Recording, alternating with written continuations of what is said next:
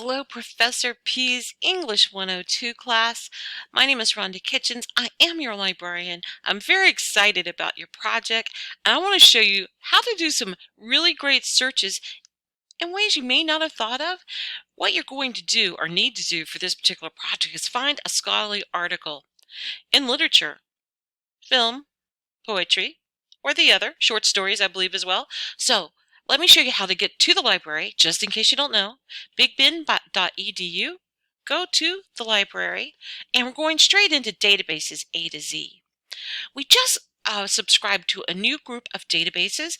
Their publisher is called EBSCO. I love those. For this project, I'm going to show you specifically EBSCO, and we're going to go into Academic Search Premier to look at it, and also ProQuest. In my research of your topics, I think you're going to find the richest group of materials in these databases. Now, when I say databases, it's not, and I don't mean to keep saying it over again, but it kind of sounds like that sometimes, databases, databases, databases. But what it is essentially no different than, say, Netflix. Netflix is a searchable database that has films, documentaries, comedy, and other things in it. They keep them in different sections. They have metadata. They have descriptors where you can do research. You can search for them. You don't think of it as research, but you are searching for these, and they are inside this particular database. You may also have Hulu. Its search is a little bit different. It has different ways to going through the different files and movies that it has. And some things on the two things overlap and some don't. And that's kind of how databases are as well. And some are easier to use or have different functions that make them a lot easier for you to deal with.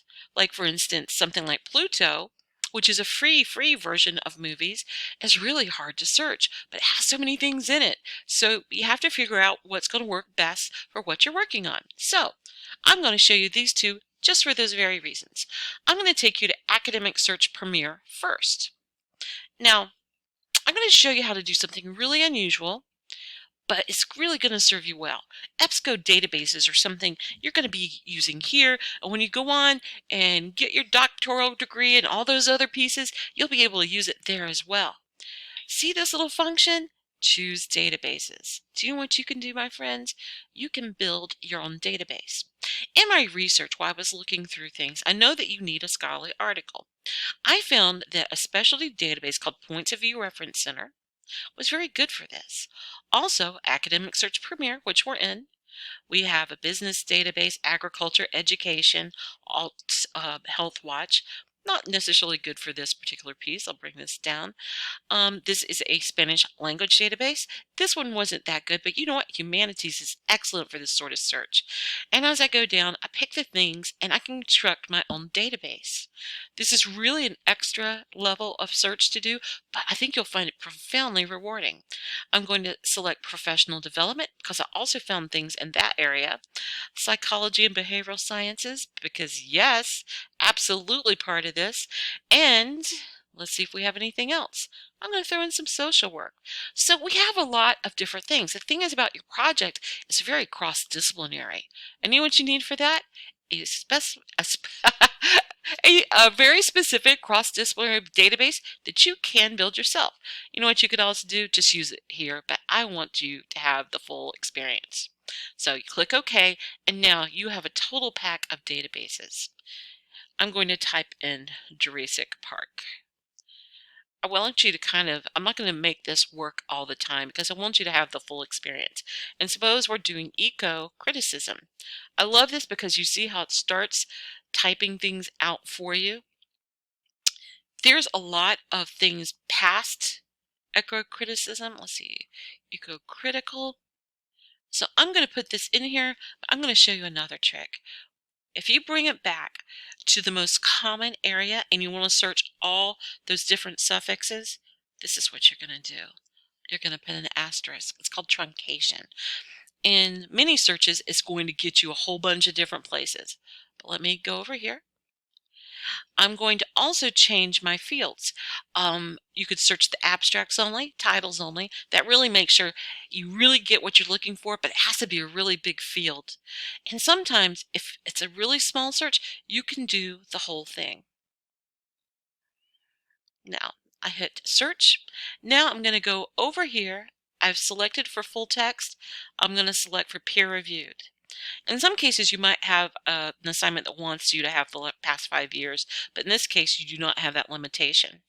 So here I see that Jurassic Park and some forms, oh yes, here it is, eco-criticism is mentioned in these items.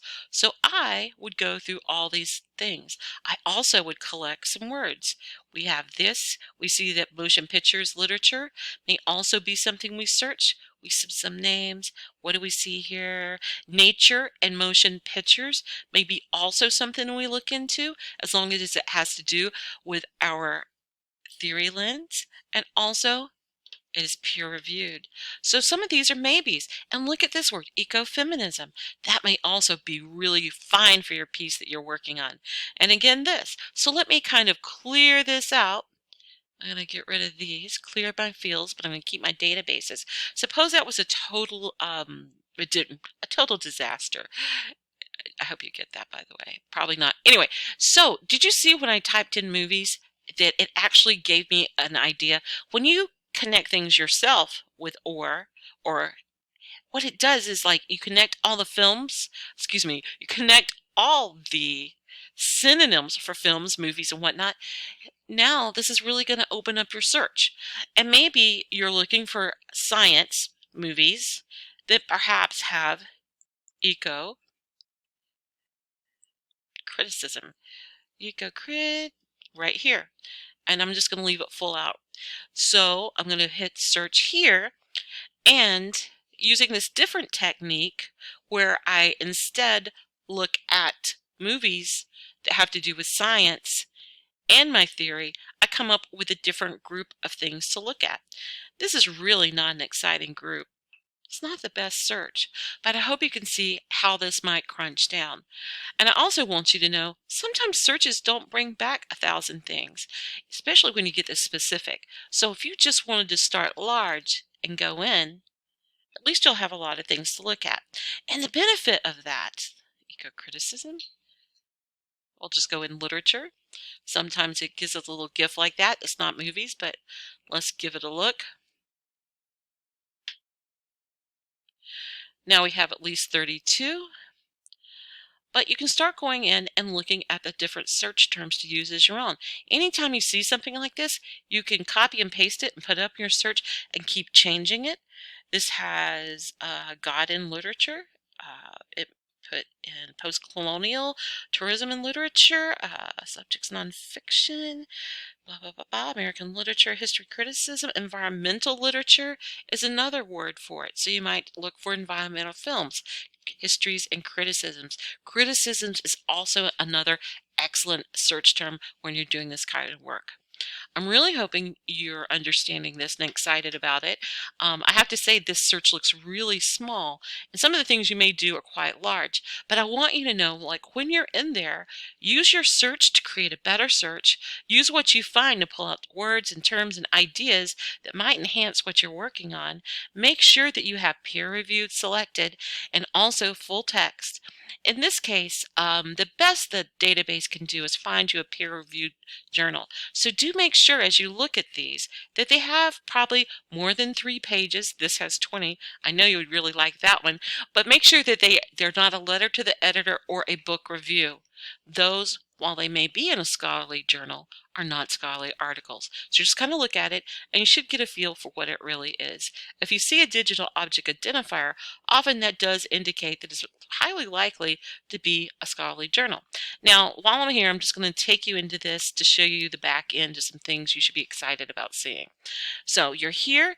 The HTML is something that you can read on the screen.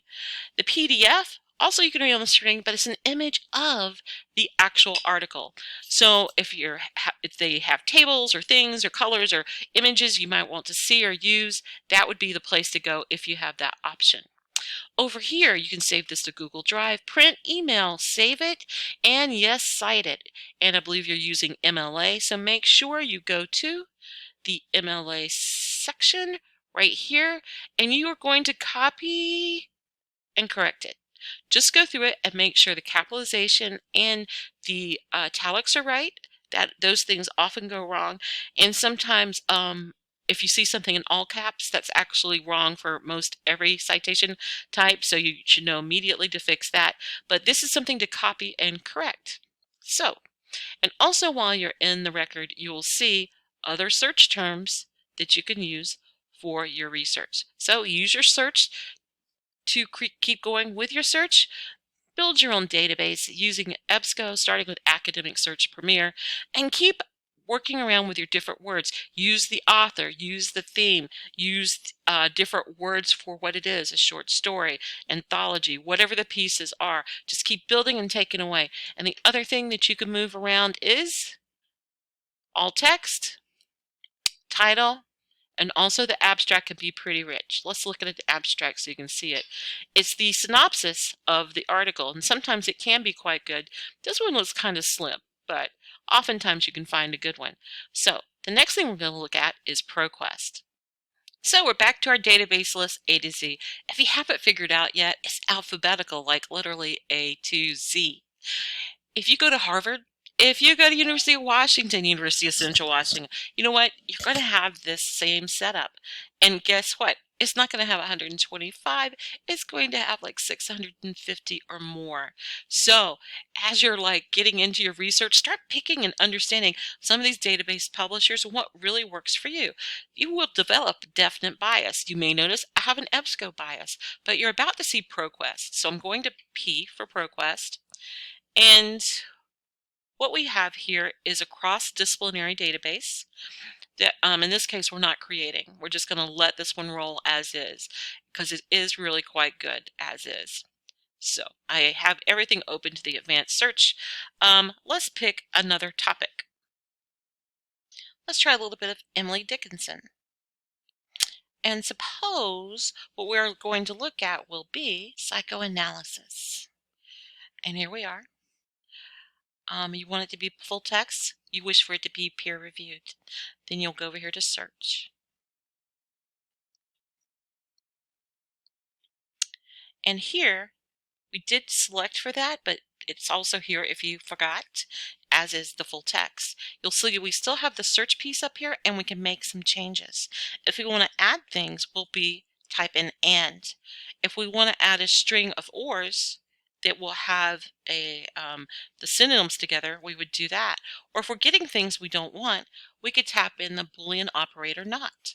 On the EBSCO database, those are drop down, but here you'd have to add them in yourself when you get to this particular screen. This has something to do with the article. It's in the Canadian Journal of Psychoanalysis. This has to do with, let me keep going down. I often find the first things that come up on this database aren't really the best. It's kind of odd. Sometimes it's like down around 10 or 15. Psychoanalysis is a journey, so it must talk about something, and I'm not convinced. So I'm going to go in and look at my search again. I'm going to go to the advanced search. And guess what it did? Do you see what happened? It turned the not into a Boolean operator. So guess what we're going to do? When you see something like that happen and your search messes up, start working with your title. I'm going to put in quotations. That means it's going to search as a phrase, I hope. And if not, I'm going to strip it down a little bit. I might go for her name is another option. But look, this actually came up with her as I wanted it. See, by putting it in the quotes, it searched the whole thing. This is much better. Certainly it's only 4. You only need 1, so this might be the perfect list for you. So when you go in here, you see this is romantic review. I'm hoping it's longer than a page. Let's look at this. This is quite a few pages. This is in a journal for interdisciplinary study of literature. That looks like a total winner. And this is inside of a journal called DCOP. I'm going to start with this one. I'm going using the title just like we did the other database. I'm going to bring it down, and yes, it is a little bit lengthy just as I have page numbers, so it didn't have beginning or ending page numbers. So I can also look here and this should have page numbers on it, and indeed it does. And I'll be able to read it as it appeared in the journal. Over here, there will be related items. This didn't come up. This is 3 pages long, and this didn't come up in that particular search. So the related items may actually be more interesting than the item I found. So make sure to look over there in that area. Also, when you're here, you can download. You can also cite MLA 8th edition. Remember to copy and correct. So these have been some ideas. I wanted to show you failures. I wanted to show you how I worked around some issues. I also wanted you to understand some search tips like truncation. If you have a word where you could put suffixes on it that would change it, put in that asterisk. If you have a word that has not in it, it's going to break up your search sometimes. Put it in parentheses. That also is the way you search a phrase, like if you're looking for the name or a piece of your short story or your lyrics in the search. Also, on all the search bars, they usually have something to the right that lets you search the different sections. Anywhere isn't really anywhere, but you can go full text and look at all the different pieces like abstract. I would only use abstract if I'm getting too many things. I would start out with full text and work my way back. I also showed you how to build a database of your own with those delicious different things. I'm going to list them all out for you too. Sorry, got a little cough. It's not that cough. But anyway, I hope this was helpful. If you need anything, even if you just want to talk about your process and why one article may be different than another, I would love to talk to you about it. If you can't find something in full text, reach out to me. If something I said didn't make sense, and even worse, if it made you feel fearful, let's do a Zoom together. I'd be glad to talk to you in person. We can talk it out and see the different things that are there. You just need one really great scholarly article, and I'd be glad to help you find it. Have a great, great assignment.